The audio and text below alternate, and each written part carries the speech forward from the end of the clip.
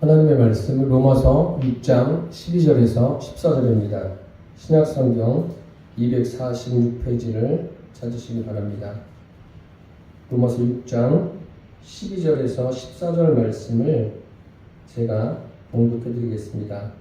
그러므로 너희는 죄가 너희 죽을 몸을 지배하지 못하게 하여 몸의 사욕에 순종하지 말고 또한 너희 지체를 불의의 무기로 죄에게 내주지 말고 오직 너희 자신을 죽은 자 가운데서 다시 살아난 자 같이 하나님께 드리며 너희 지체를 의의 무기로 하나님께 드리라. 죄가 너희를 주장하지 못하리니 이는 너희가 법 아래에 있지 아니하고 은혜 아래에 있음이라. 아멘. 사람이 이 땅에 있어 온 이후로 항상 고민하는 것 중에 하나가 어떻게 하면 인간이 죄를 짓지 않을 수 있을까? 혹시 그런 고민들 해보셨어요? 어떻게 하면 내가 죄를 짓지 않을까? 아니면 죄를 점점 적게 질 수 있을까? 그런 생각을 대부분은 해보았을 것입니다. 그래서 인간 사회에서 어떤 죄인에 대해서 상습적으로 죄를 짓는 것에 대해서 이제 법의 테두리 안에서 다스리려고 합니다. 그것이 가장 기본적인 방법이기도 하고 원시적인 방법이기도 합니다. 죄의 대가를 지불하게 하면 사람들이 어떤 죄를 지은 다음에 그 대가를 지불받고 이제 내가 죄를 짓지 말아야 되겠다. 이런 분들도 있겠지만 그게 생각처럼 쉽게 되지 않습니다. 왜 그럴까요? 왜 그런 자기가 지은 죄에 대해서 어떤 대가를 지불받았으면 좀 정신을 차리고 내가 죄를 짓지 말고 더 정신 차리고 살아야 되겠다. 그렇게 하면 좋은데 그런 분들도 있지만 그렇지 않은 분들이 참 상당수가 있습니다. 점점 죄를 짓는 그 강도도 강해지죠. 왜 그럴까요? 왜 그것으로 다스려지지 않을까요? 심지어는 사형이라는 제도를 가지고 사람들을 사형해도 그 끔찍한 일들이 없어질 것 같은데 없어지지 않는 이유가 무엇일까요? 사람은 동물과 달리 영혼을 가진 존재입니다. 영혼을 가진 영적인 존재이기 때문에 그것으로 다스려지지 않는다는 거예요. 동물들은 어떻습니까? 동물들 사육하는 거 보십시오. 맹수라고 새끼 때부터 사육사가 잘 길들이면 성체가 된 후에도 어떻습니까? 사육사의 말을 다 들어요. 우리가 볼 때는 저게 가능할까? 그런데 동물은 가능합니다. 그렇지만 사람은 어떤 채찍으로 또 체벌로 해서 되는 존재가 아닙니다. 그럼 그와 반대로 또 죄에 대해서 그 죄를 점점 없애는 그리고 죄 짓는 삶하고 좀 멀어지게 하려고 장점을 극대화하는 경우가 있죠. 그래서 칭찬요법, 채찍이 아니라 당근요법으로 하는 경우. 그것도 참 굉장하게 유익하죠. 좋은 영향을 줄 수가 있습니다. 예를 들어서 우리가 잘 알고 있는 물리학자 가운데 한 사람인 아인슈타인은 그 고등학교 선생님이 그 생활기록부에 글을 써서 부모님에게 보냈다고 합니다. 보냈는데 이렇게 썼대요. 이 학생은 무슨 과목을 전공해도 성공할 가능성이 전혀 없음. 예전이니까 이렇게 쓰죠. 지금은 이렇게 쓰는 사람은 없겠죠. 무엇을 해도 어떤 과목을 전공해도 성공할 가능성이 전혀 없다. 이것을 받아본 엄마가 어땠을까요? 참 아들에 대해서 실망감도 있을 것이고 마음이 무너졌을 거예요. 그런데 그 엄마가 아인슈타인에게 이렇게 말했답니다. 아니다. 너는 하나님께서 이 땅에 나게 하신 분명한 이유가 있다.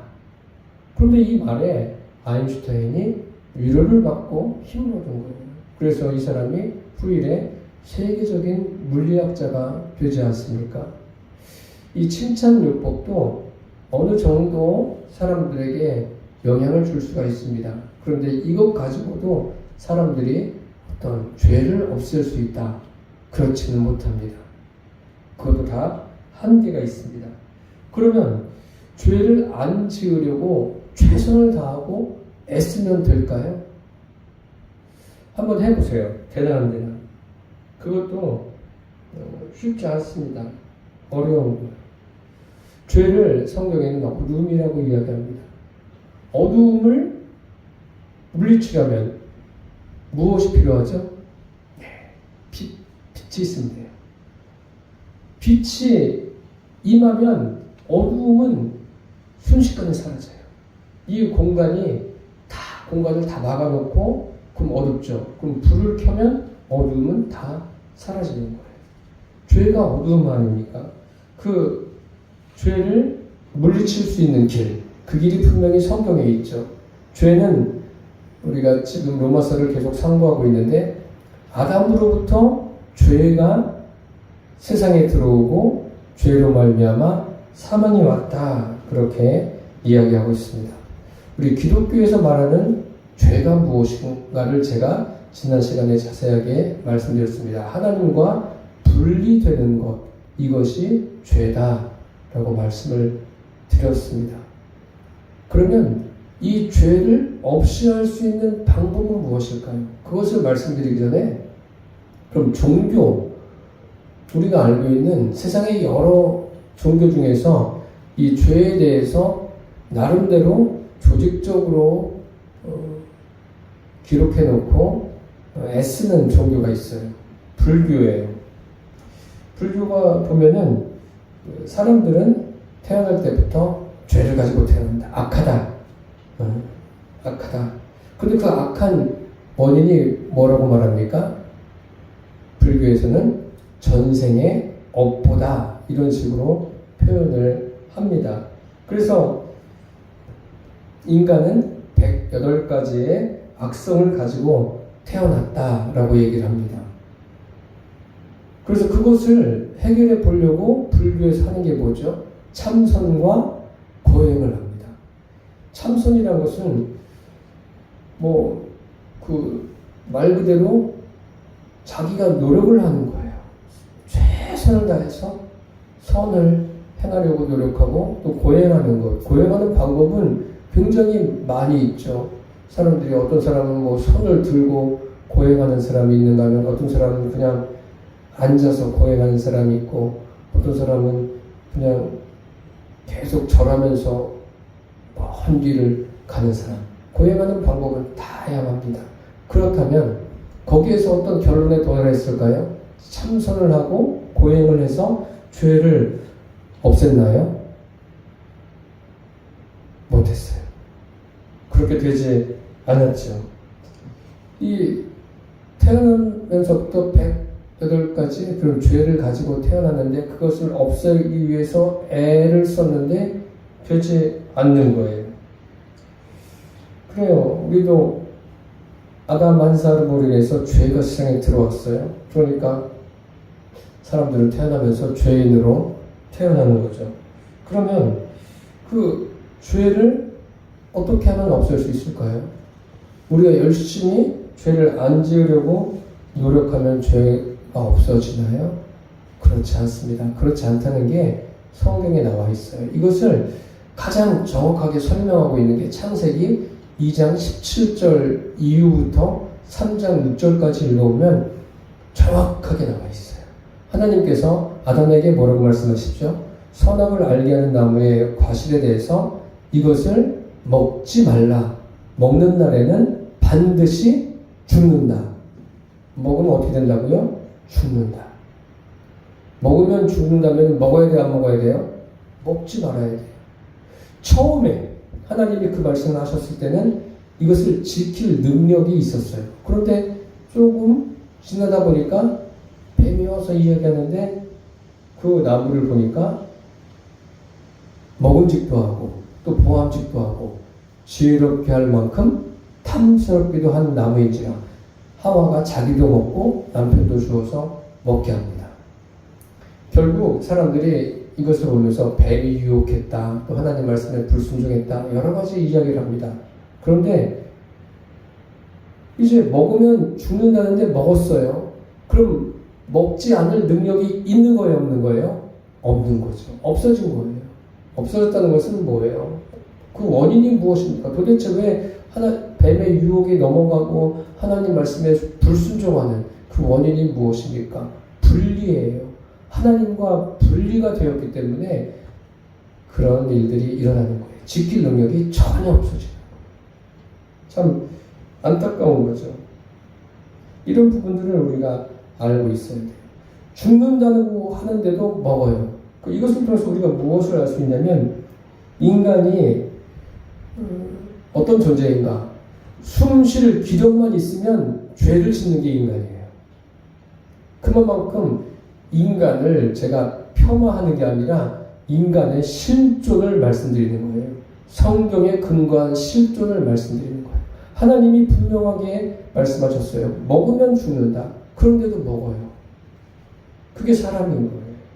사람이 그만큼 연약한 거예요.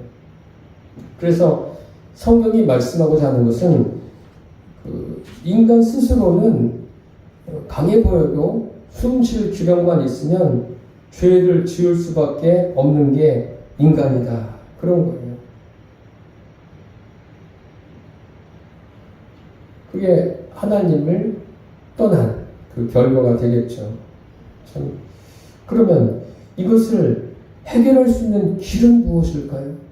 해결할 수 있는 길은 제가 말씀드렸지만 하나님과 분리됐으면 그래서 죄를 짓게 되는 거 아닙니까? 해결할 수 있는 길은 다시 하나님과 연합하는 거예요. 죄는 하나님과 분리가 되는 것이고 또 그 죄를 해결할 수 있는 길은 하나님과 연합하면 되는 거예요. 이것을 로마서가 계속 말씀하고 있습니다. 종교하고 우리가 기독신앙하고 차이가 무엇인지 아십니까? 정확한 것은 모든 종교와 기독교와의 분명한 차이는 뭐냐면 종교는 사람을 위하는 거예요. 목적이 사람이에요.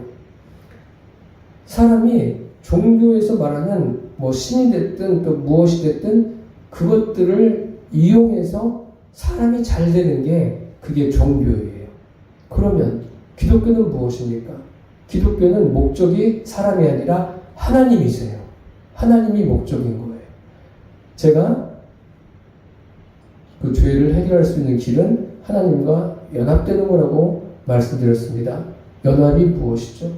연합은 하나님과 연합이 왜 죄를 해결하는 길일까요? 하나님이 독생자 예수님을 이 세상에 보내셨습니다. 이 세상에 보내신 목적이 있겠죠. 그 목적을 분명하게 아셔야 돼요. 예수님께서 십자가에 돌아가심으로 피 흘리심으로 우리의 죄를 사해 주셨습니다. 이것은 분명한 하나님의 말씀입니다. 그런데 여기에서 끝나는 게 아니에요. 그 다음에 무엇이 이루어져야 됩니까? 임마누엘이 이루어져야 돼요. 하나님이 우리 안에 들어오시는 그런 일이 있어야 돼요. 그래야 그것으로 인해서 우리의 죄를 해결할 수 있는 거예요. 그리고 저와 여러분이 그 죄에 대해서 감당할 능력이 생기는 거예요. 오늘 본문의 말씀이 그런 겁니다. 그래서 종교와 기독신앙과의 분명한 차이를 알고 계셔야 돼요. 모든 종교는 다 무엇이 목적이라고요? 사람이 목적이에요. 기독교는 사람이 목적이 아니라 하나님이 목적이세요. 그럼 하나님이 하나님이 목적이신데 그분이 독생자 예수님을 이 땅에 보내신 목적이 분명히 있죠. 그 목적이 무엇입니까? 하나님과 사람과 화목하게 하기 위해서. 그 예레미야서에 보면 하나님께서 그런 약속을 하십니다. 이스라엘 백성들의 손을 이끌고 애굽에서 나오셨어요. 그리고 내가 너희들의 남편이 되었다. 남편이 되었는데도 너희가 언약을 지키지 않았다라고 말씀하셨어요. 이스라엘 백성들을 보면 그렇지 않습니까? 하나님의 말씀을 듣지 않아요. 하나님께서 남편으로서 그들의 남편이 되어서 그들을 이끌고 가심에도 불구하고 그들은 하나님의 언약을 지키지 않습니다. 그러면 하나님께서 포기할 만도 한데 포기하십니까? 하나님은 포기하지 않으셔요. 그 다음에 어떤 약속을 주시는지 아십니까? 제가 그 말씀을 읽어드릴게요. 그러나 그날 후에 내가 이스라엘 집과 맺을 언약은 이러하니 곧 내가 나의 법을 그들의 속에 두며 그들의 마음에 기록하여 나는 그들의 하나님이 되고 그들은 내 백성이 될 것이라. 여호와의 말씀이니라. 곧 내가 나의 법을 그들의 어디요? 속에 두며 그들의 마음에 기록한다 라고 했어요. 나의 법, 하나님의 말씀을 그들의 속에 둔다는 거예요. 또 그들의 마음에 기록한다. 말씀만이 아니라 하나님이 어떻게 하신다는 거예요. 이제 남편으로가 아니라 그들 안에 들어오신다는 것이죠. 그 내주하시는 역사가 언제부터 시작됐습니까? 정확하게 오순절 이후에 성령님이 사람들에게 내주하시는 그런 역사가 일어났죠. 그게 바로 이루어진 거죠. 이 예레미야 31장의 말씀들이 사도행전에서 그대로 이루어졌습니다. 그렇게 하나님이 내주하실 때 우리는 죄로부터 우리에게 분리가 일어나는 거예요. 하나님과 연합되고 죄와 분리가 일어나는. 이해가 되십니까? 무슨 말씀인지? 이게 진리예요. 이게 로마서에서 지금 말씀하고 있는 겁니다. 그래서 하나님의 목적은요, 제가 누누이 말씀드리지만 어떤 문제를 해결해주고 병을 고쳐주고 그런 게 하나님의 목적이 아닙니다. 이해가 되시죠? 그 많은 사람들 가운데 교회 오면서 이제 문제를 가지고 나오는 분들이 대부분 많이 있지 않습니까? 그런데 교회 나왔는데 떠나가는 사람들 중에 그런 분들을 봤습니다. 교회 나왔더니 뭐 기도를 해도 시원치 않고 기도를 해도 뭐 삶의 변화도 없고 그런 이야기를 하고 떠나가는 사람들을 제가 여러 명 보았습니다. 이게 무슨 말이냐면 병 들었는데 그래서 교회 나왔는데 병 고침이 없었다는 거죠. 더 상황은 악화가 돼서 나는 교회 안 다니겠다. 그렇죠. 그건 예수 믿는 게 아니죠. 교회는요, 문제가 해결되기도 하고 병도 고침받고 다양한 역사가 일어나는 곳이 교회인 것은 맞습니다. 그런데 그게 목적이 아니에요. 그것이 목적이라면 주님이 이 땅에 오셔서 병을 순식간에 싹 없애셨겠죠. 그런데 병은 여전히 남아있습니다. 사람들에게 질병은 여전히 남아있어요. 그러면 목적이 무엇이에요? 목적이 병 고침이거나 문제 해결이 목적이 아니에요. 그러한 것들을 통해서 그건 다 과정이에요. 그런 것들을 통해서 인생과 하나님과 하나 될 연합이 목적인 거예요. 이게 목적이에요. 이게 예수 믿는 거예요. 연합이 이루어져야 돼요. 그 연합이 임마누엘이라고 했어요. 이것이 목적입니다. 우리가 예수 그리스도의 보배로운 피로 죄사함 받아요. 사람들이 자꾸 여기에서 멈추려고 해요. 죄사함으로 끝나면 안 돼요. 죄사함으로 끝나는 게 아니라 거기에 죄사함을 통해서 무엇이 이루어져야 되는 거예요? 임마누엘이 이루어져야 되는 거예요.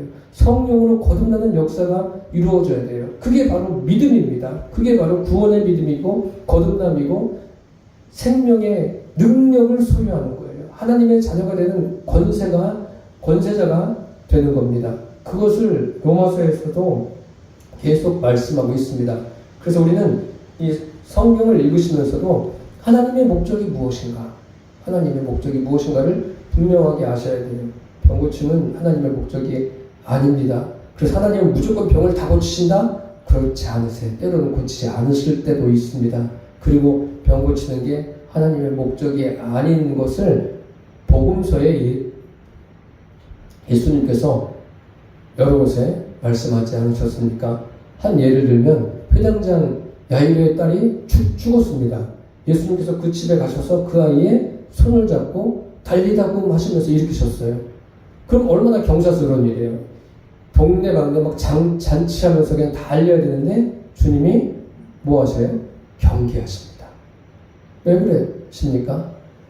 그 아이를 살리는 게 목적이 아닌 거예요.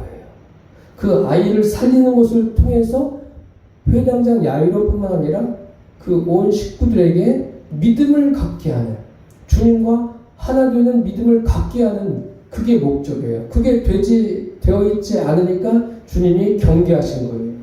왜요? 주님은 병을 고치시는 분이다 이렇게만 자랑하고 다닐까봐 주님이 경계하신 거예요. 이런 부분들을 우리가 성경을 읽으면서 분별할 줄 아셔야 됩니다. 그래서 오늘 본문을 보시겠습니다. 12절에 보시면 그러므로 너희는 죄가 너희 죽을 몸을 지배하지 못하게 하여 몸의 사욕에 순종하지 말고. 이제 그러므로라고 말하는 것은 6장 1절에서 11절 말씀을 그대로 이제 이어서 말하고 있는 거예요. 그러니까 앞에 부분의 결론이 되는 거죠. 너희는 죄가 너희 죽을 몸을 지배하지 못하게 하여. 죄가 내 몸을 주관하지 못하게 하라는 거예요. 그것도 어떻게 표현합니까? 죽을 몸이라고 했어요. 그러니까 우리의 생명은 한시적이에요. 우리는 이 세상에 한시적으로, 제한적으로 살아가고 있는 거예요. 그러니까 참 짧은 시간을 살아가고 있죠. 이 짧은 시간을 살아가는 동안 죄가 무엇인지, 그러면 그 죄를 해결하는 길은 무엇인지 이것을 분명하게 알고 살아가실 뿐만 아니라 신앙생활을 하시는 것도 이것을 분명하게 알고 살아가셔야 돼요. 그렇지 않으면 매일같이 죄짐에 눌려가지고 또 죄의식에 눌려서 자유함을 누리지 못합니다. 그러니까 지금 이 말씀은 죄가 너희 죽을 몸을 주관하지 못하게 하라. 지배하지 못하게 하라. 다시 말씀드리면 죄와 파라피토, 죄와 분리되어라. 그런 이야기예요. 죄와 분리되어라. 그러니까 죄와 분리되기 위해서는 내가 나를 부인해야 돼요. 그러니까 바울이 나는 날마다 죽노라 한 것이 바로 이런 의미예요. 자신을 완전히 포기하는 거예요. 그리고 몸의 사욕에 순종하지 말고.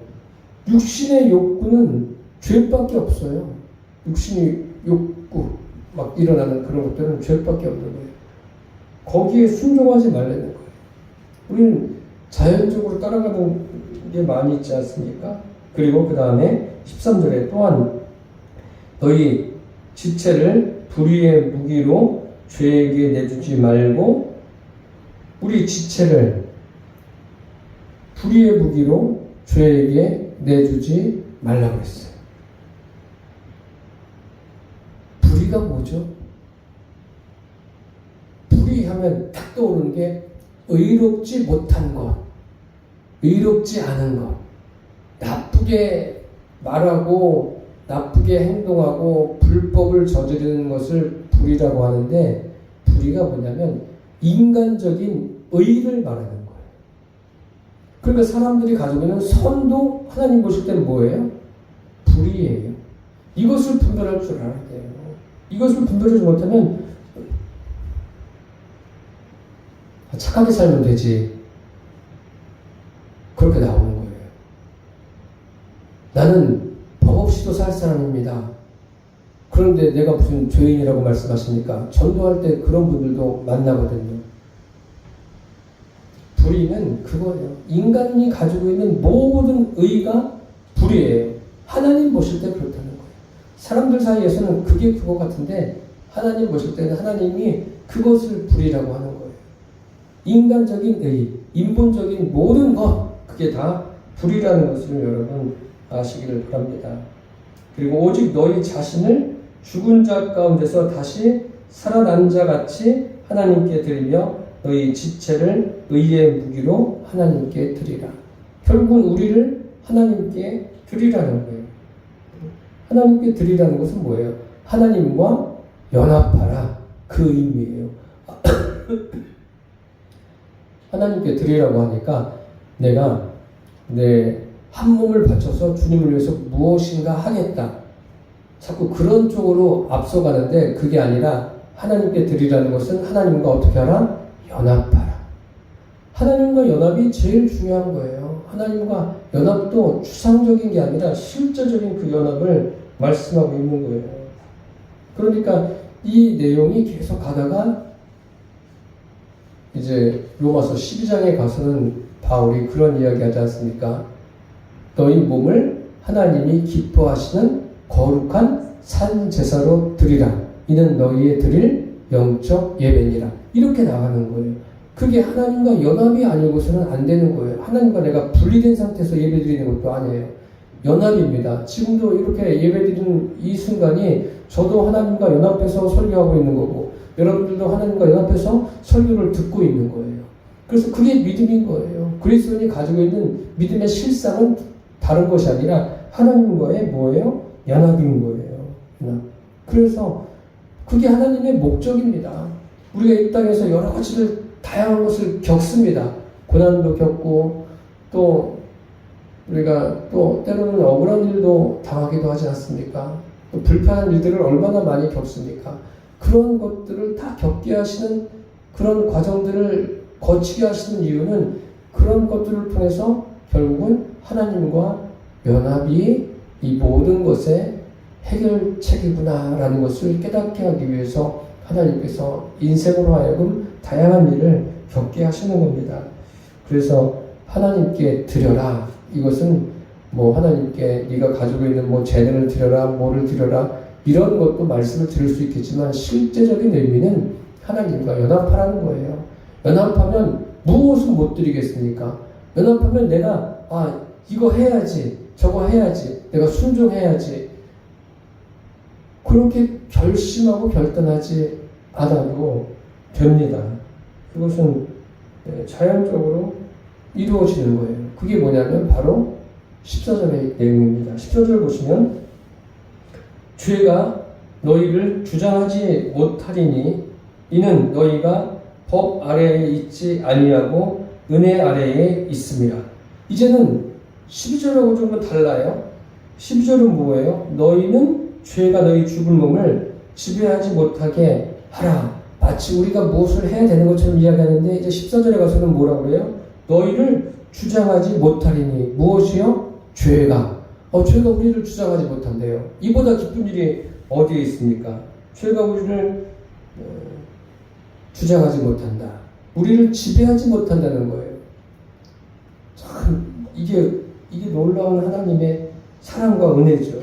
그러면서 그 다음 말씀이 중요합니다. 너희가 법 아래에 있지 아니하고 어디에 있다? 은혜 아래에 있다. 법 아래에 있다. 법 아래에 있다는 것은 우리가 법을 지켜야 되지 않습니까? 그런데 우리가 다 지킬 수가 있다고 했습니까? 없어요. 지킬 수가 없어요. 그러면 우리가 지키는 게 아니죠. 우리는 어디에 있는 거예요? 은혜 아래에 있는 거예요. 그 은혜가 무엇입니까? 하나님과 연합이 은혜예요. 하나님과 연합되고 하나님이 어디에 계세요? 성령으로 내 안에 계십니다. 그래서 우리는 죄의 다스림을 받는 게 아닙니다. 누구의 다스림을 받아요? 내 안에 계신 성령 하나님, 또 그분의 말씀이 또 내 안에 있어요. 그러면 그분에게 다스림을 받아서 뭐 이거 순종하십시오, 이거 이렇게 하십시오, 저렇게 하십시오. 사실은 그런 말이 필요가 없습니다. 내 안에 성령님이 계시면 그분에 의해서 어떻게 됩니까? 내가 다스림을 받는 거예요. 그게 신앙생활인 거예요. 그런데 그게 바로 여기 법 아래에 있지 않는다는 말이 뭐냐면 내 의지와 결단으로 하지 않는다는 거예요. 더 이상. 지금까지는 내 의지와 결단으로 끊기도 하고 맺기도 하고 내가 하고 싶은 대로 했지만 의지와 결단이 아니라 뭐예요? 은혜 아래에 있다는 거예요. 은혜 아래에 있는 게 주님과 연합된 가운데 있는 거예요. 그래서 신앙생활을 은혜 안에서 하는 거예요. 은혜라는 것은 주님이 내 안에 계시고 내가 주님 안에 있고 주님과 하나 되어서 이 길을 가는 거예요. 그러니까 뭐 어떤 일에 대해서 이거는 순종하십시오 이렇게 사실은 이야기할 필요도 없습니다. 왜요? 주님과 연합이 이루어지면 그것은 믿음으로 되어지는 거예요. 이해가 되십니까? 무슨 말씀인지. 신앙생활이 이렇게 돼야 돼요.